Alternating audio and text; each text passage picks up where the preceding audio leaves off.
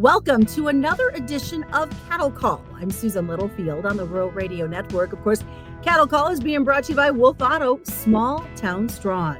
Well, he's got some optimism in the markets, but we're kind of double clutching it maybe a little bit in the trade today. For those that know what double clutching means with an old farm truck, Brad Koima joins us. He is with Koima Varlick, based out of Sioux Center, Iowa. And let's kind of talk about, the market had some good feels to it, but you said it might be just kind of hitting the clutch a little bit, Brad.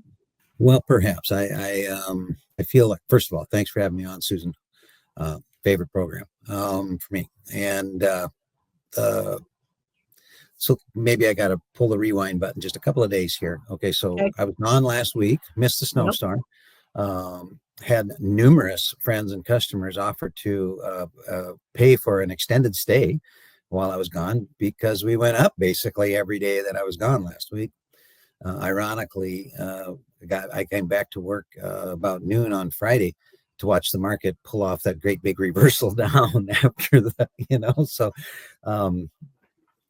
So we've got a technical reversal in place here where we made a new high, characteristic of cattle, and then just, top the day the news is the best. I'm not saying we topped, but that's some of the chatter you'll hear then, 215 cash, and then all of a sudden, what do you do for an encore? And the guys start to take profit, and they'll go sell a few, and you look up and you're 200 points lower. Well, we have not gone back to erase that, and in fact, we had quite a bit of follow through the following day on Monday.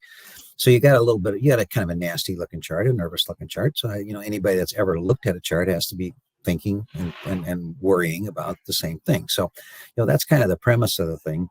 Are the fundamentals different? Do we have more cattle suddenly this Wednesday than we did last Wednesday? Of course not. It's just that the market is the market. And anybody that's been around this thing a while knows that sometimes you get these markets that don't necessarily have to explain themselves to every nuance that's in the fundamental deal. So with that reversal in place, I wonder if maybe, to push the clutch, to pause a little bit, very overbought. I mean, guys, remember, we just rallied at $14, $15 or something like that on some of these months. Could we have a bit of a pause for the cause?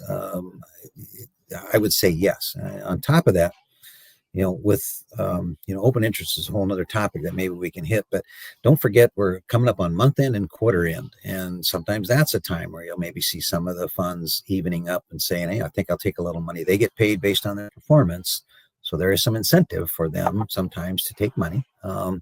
So there's just a couple of things out there that make me think maybe the market everybody doesn't like me if I'm not really bullish. Okay, so whatever. I it's not that I'm super bearish. I'm not. I just wonder if maybe for a minute here we've got to pump the brakes just a little bit.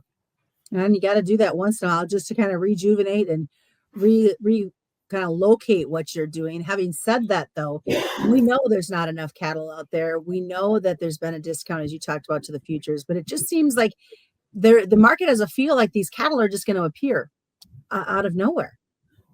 Well, yeah, good luck. I was really happy with the makeup of how the market went last week too. I mean, the north was 215, the south was 210. Finally, the north back, clearly in control. Two things: lack of supply. As goes Iowa, so goes the market. Every market begins and ends. I've said it 100 times on your program. People can laugh at me if you're from Nebraska, but I appreciate it if you're from Nebraska, because I'd call north of I-80 anyway, northeast Nebraska, a very similar cash trading area who negotiate for their cattle. And now we're in between crops of cattle largely. Okay, the yearlings are largely cleaned up. A little quicker than normal, I think, because of great prices and great weather.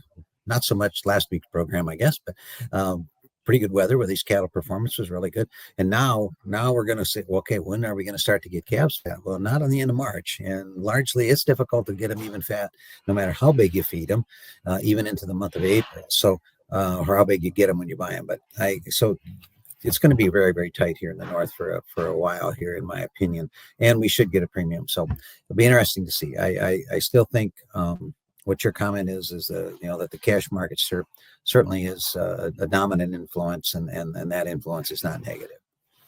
Going to be Friday before we see any cash, and is it going to be on the lower side? Debbie Downer, I think it's going to be a little lower. Okay. Doesn't have to be for me, but there's been just a little leakage here in the north at 213, not much, but just a little bit. So that'd be 1 to 2 lower than the extreme highs of last week at the end of the week anyway. There's been just a little trickle at 208 in Kansas when they were 210 last week. So the bulk of the trade, I'm not going to say that that's going to be the trade, but I just, thinking like a feeder, and I am one, how do you say no to 213? I mean, within $1 or so of the highest price ever in the history of ever, and cattle that make lots of money at that. I just feel like that. And then on top of that, then the next week's sequence is that it's April, and whenever you have a contract month, there's always more captive cattle. That's just the way it is. There's more contracts and not that there's an unusual amount. There's slightly more contracts this April than there was last year, but actually a little bit below what the 5-year average is. But if I was a packer, I think I would try to use all those contracts up the first 10 days or 2 weeks of April so that he can try to get some leverage so he doesn't have to chase out there again. Right. So I don't know. That's part of the other explanation. First, the technical part, and now the fundamental side of the thing, why I thought maybe there's a couple, 3 weeks where maybe we chop just a little bit here and dig in a little bit. But these box beef, I mean, they're on fire once again. What's going on?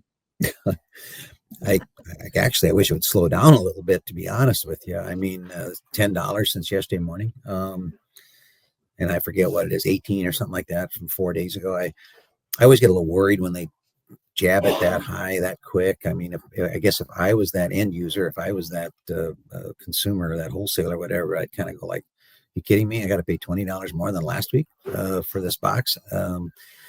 We'll see. I think I hope I mentioned it because I'm almost certain I did a month ago or so when we were talking about when are these boxes going to rally, and I said, yeah, after the cash rallies, then magically, coincidentally, then the boxes will go up. How about that? Yeah. Wait. Anyway, so there's some of that going on. I worry that when you escalate the price that quick, you're going to get a little bit of pushback from the retailer. We'll see. We're not trading box beef anyway. Good luck with that because we're still going to have a tight supply of cattle here moving forward. Well, I think the higher powers that be heard you and heard a lot of other folks in this cattle industry complaining when we lost that July report. And it's pretty exciting to have this July report back, and it's going to give you the foundation for moving through the second half of the year. Nice for you to say. I doubt that I had much to do with it, although I certainly made as much noise as I could if they would stand to listen.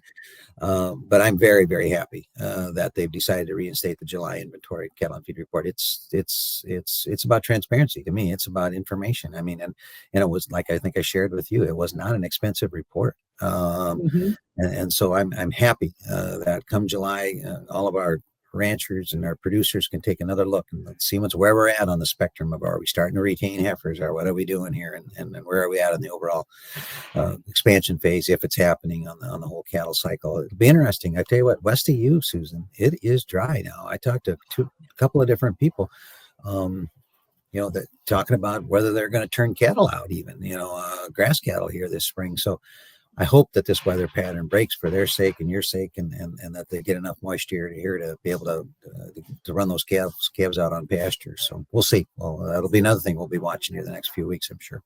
Oh, definitely. Well, thanks, Brad, for joining us. What's the best way for folks to get a hold of you? Well, we still have a phone here, 712-722-0023, or you can sure look us up on kkbtrading.com.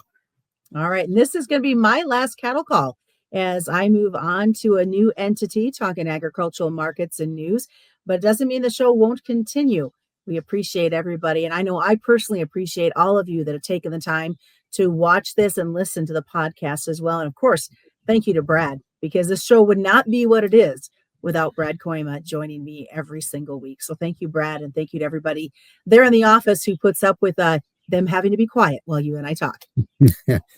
I sincerely appreciate it. And I sincerely appreciate your work, Susan. You're very professional. You're one of the best. You ask great questions. And clearly you deeply care about providing this sort of information to your people. So wish you the best. Thank you so much. This week's edition of Cattle Call is being brought to you by Wolf Auto, small town strong. And as always, a quick reminder, commodity futures and options do involve a substantial risk of loss, not suitable to all investors. And that's the edition of the Cattle Call on the Rural Radio Network.